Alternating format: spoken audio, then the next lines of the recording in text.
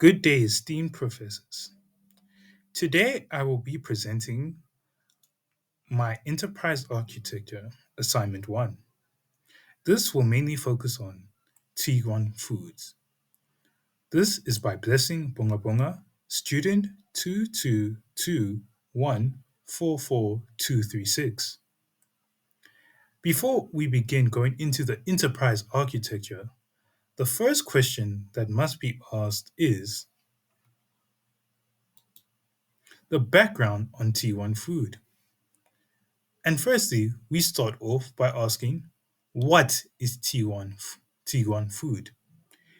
T1 Food is a Kenyan-based agri-tech company which deals with supply chain that delivers food from farmers to vendors.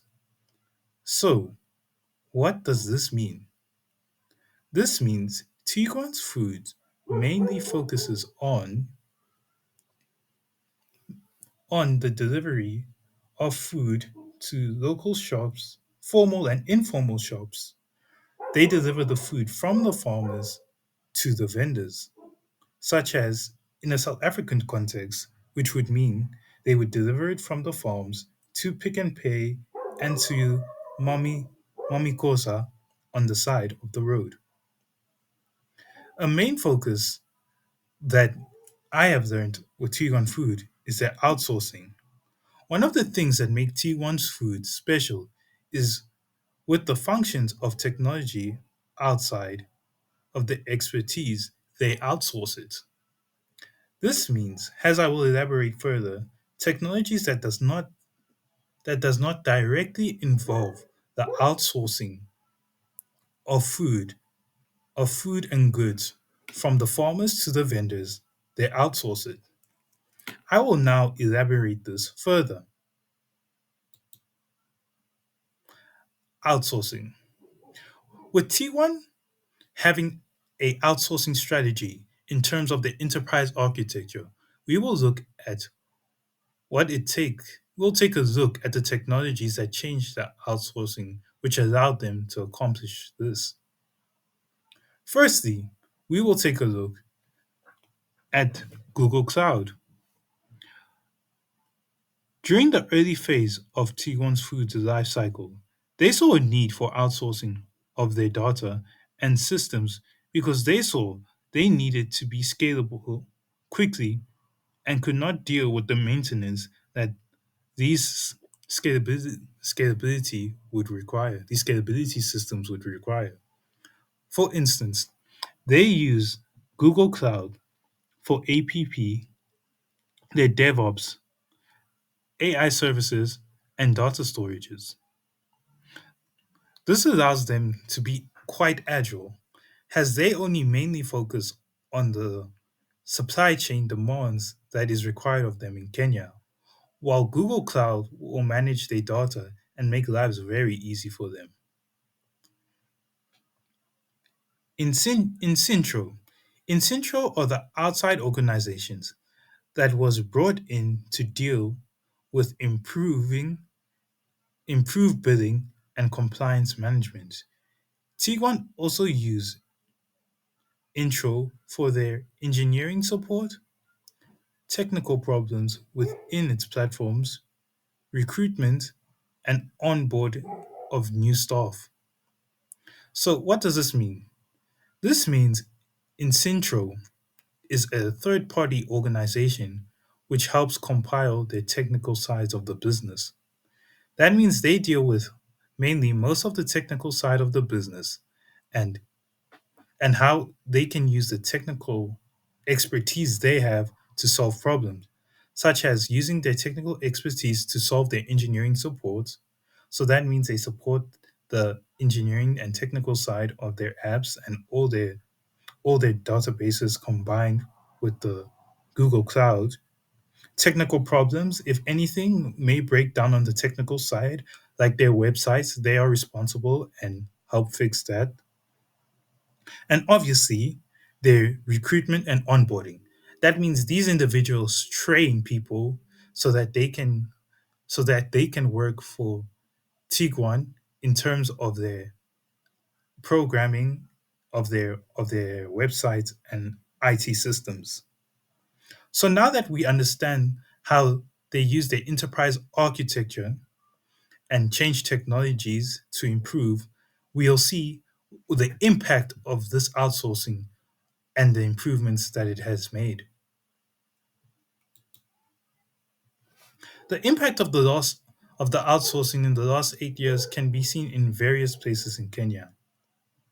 For instance, they now provide to 400,000 140,000 vendors, and the deliveries that they do to the day to day has become 12,000, and now they also work with 1,000 plus farmers to provide these services. What this tells us is that these services has exponentially increased the impact that they have made on the country. And with this impact, we can see that Tiguan, or 25% of the industry, with the rest being 75%. That means a quarter of the industry belongs to Tiguan.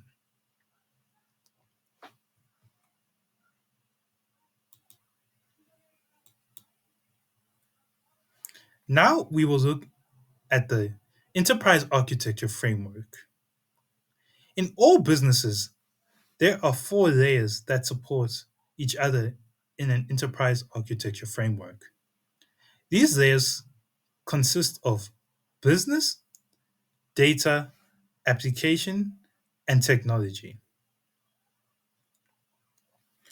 In terms of business, T in terms of the framework, T1 is in a unique case where most of these layers are not supported directly by them, whereas they are supported by by third-party organizations such as such as Incentro and Google Cloud.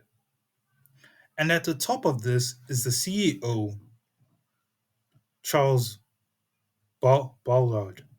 Ballard.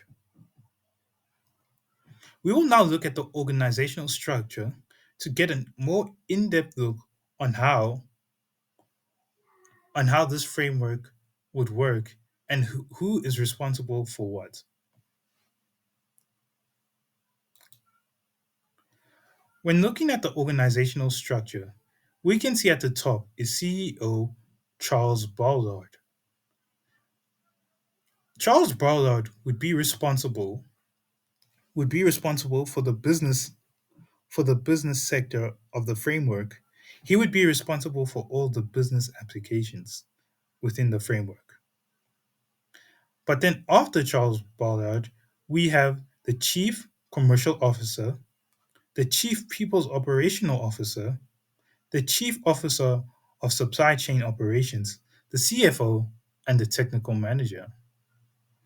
Within all of this, there is only one person who is responsible for the data, applications, and technology side of the framework, and that would be the Technical Manager.